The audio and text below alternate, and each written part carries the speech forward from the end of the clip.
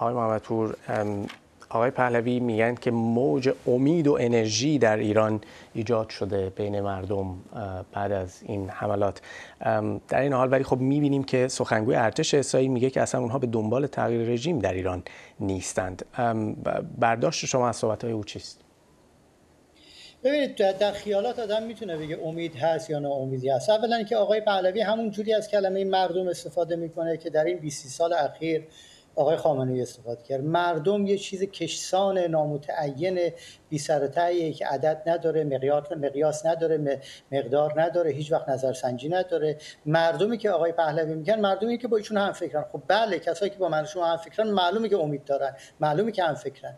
آنچه که واقعیت است و ایشون نمیتونه اینو انکار کنه اینه که اسرائیل بدون هیچ گونه تحریکی به ایران حمله نظامی کرده، نقض قوانین بین المللی کرده و اون چیزی است که اتفاقا نکته تأمل برانگیز در اون پاسخی بود که آقای البرادعی به صحبت وزیر خارجه آلمان داد که گفته بودش که اسرائیل داره تأسیسات هسته‌ای رو میزنه، نمیدونم هدفمند داره حمله میکنه و تصریح کرده بود که طبق کنوانسیون‌های ژنو بر اساس ماده پروتکل الحاقی کنوانسیون‌های ژنو نفس این کار ممنوعه و غیر قانونیه و آلمان رسما اینو امضا کرده. من دارم میگم که در عرف بین المللی شما نمیتونید با زیر پا گذاشتن یکایک منشورهای حقوقی بین المللی که خودتون امضا کردید بگید ما آزادی میاریم. آقا اینا خیالاته. اگر اینجوری باشه که بنای اروپا اصلا میپاشه، اگر اینجوری باشه که خب روسیه هم داره برای اوکراین آزادی میاره دیگه.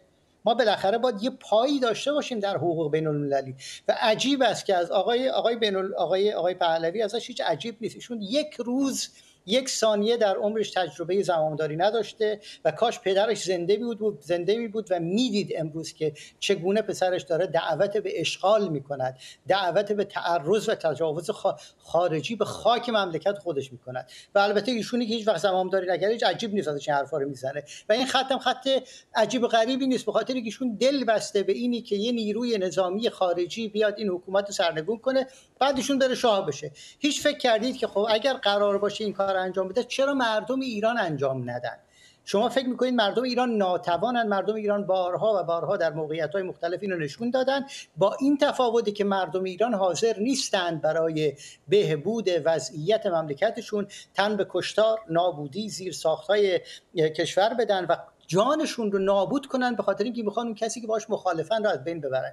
آقای خامنه‌ای به فکر ایران نیست، جمهوری اسلامی به فکر ایران نیست. بسیار خوب، شما چرا به فکر ایران نیستید؟ وقتی شما پل میزنید، وقتی شما سد میزنید، وقتی شما پالایشگاه میزنید، یعنی زیرساخت‌های مردم عادی رو نابود میکنید. هر یک نفری که در این لحظه در ایران جانش از دست میده، نظامی یا غیر نظامی، مسئول مستقیم شخص آقای رضا پهلوی که دعوت به این کار میکنه و شخص هر کسی است که داره این گونه در برابر ایران، در برابر عظمت یک کشوری که در این قرن گذشته به یک کشور حمله نظامی نکرد. یادتون نره اسرائیل از زمانی که تشکیل شده تا کنون مدام به همه کشورهای همسایش حمله نظامی کرده در نقض تمام منشورهای بین المللی. ایران تنها بهانه‌ای که ازش دستشون دارن یه شعار احمقانه است که سر دادن که اسرائیل باید محو بشه. در تمام این 40 اندی سال ایران یک بار به اسرائیل حمله نظامی و تعرض مستقیم بدون تحریک نکرده و اسرائیل این کار کرده. الان اسرائیل ببینید در مقابل ممکن است بگن که بله، به هر حال از طریق نیروهای نیابتی خودش حمایت کردن از نیروهای نیابتی اقدام مشابهی انجام شده، اما بخشی از این مسئولیت به طور خاص آیا فکر می‌کنید که متوجه حاکمان در ایران هم هست که به هر حال با همون شعارهایی که شما گفتید امروز به اینجا رسید؟ خیلی سوال خوب. این مسئولیت متوجه بسیار کسان است، از جمله متوجه یکایک رهبران اروپایی. بله، آقای خامنه‌ای هم مسئولش، منتها مسئولیت آقای خامنه‌ای به خیلی عقب‌تر برمیگرده. به روزی برمیگرده که ایشون رسانه‌ها و مطبوعات آزاد رو در ایران قلع و قم کرد و به جایی رسید که الان ما یه رسانه‌ای در خارج کشور درست می‌کنیم که سمپاشی می‌کنه برای ویران کردن ایران. بله، شما میگید نیروهای نیابتی، بسیار خوب.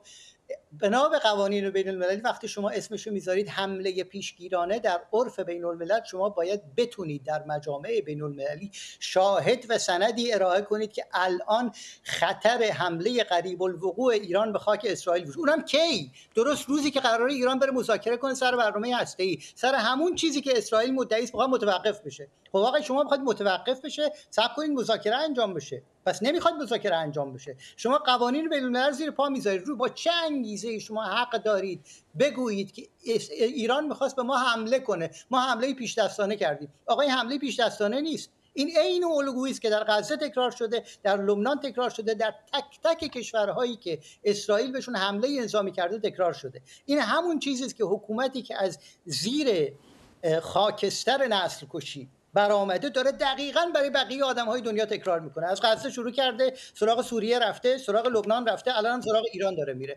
و اینی که دولت بریتانیا شروع کرد به تحریم کردن اینها و الان سکوت کرده در برابرش و در کل این بدنه سیاست داخلی و خارجی بریتانیا یه جرمی کوربین پیدا میشه که صداش در میاد، یه جرمی کوربین پیدا میشه که انسانیتش و اخلاقش و وجدانش و توجهش به عرف و قوانین بین المللی از میان نرفته. ببینید مسئله ما این نیست که کی طرفدار کیه، مسئله ما اینه که شما بالاخره قانون بین المللی رو قبول دارید یا ندارید. یکایک کارهایی که اسرائیل تا همین لحظه انجام داده بدون هیچ استثنایی نقض قوانین بین المللی و منشور سازمان ملل. اگر ایران 100 تا حالا انجام داده بود خاکش به توبره کشیده بودن.